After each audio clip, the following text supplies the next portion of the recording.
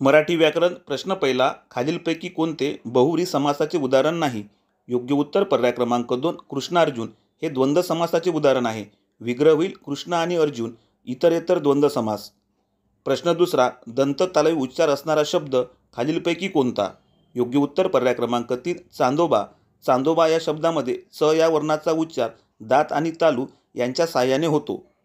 प्रश्न तिसरा, न्यायाधीशांकडून आरोपीला शिक्षा म्हणून दंड ठोठावला गेला या वाक्यातील कर्ता खालीलपैकी कोणता? योग्य उत्तर पर्याय क्रमांक 1 दंड. ठोठावला जाणारा काय तर दंड. प्रश्न चौथा, पुढीलपैकी कोणता शब्द सिद्ध गटातील नाही? योग्य उत्तर पर्याय क्रमांक 4 शाबासकी. या शब्दामध्ये शाबास या शब्दाला की हा प्रत्यय लागलेला आहे. प्रश्न पाचवा, सूर्य मावळत आहे या वाक्याचा पूर्ण भविष्यकाळ कोणता होईल?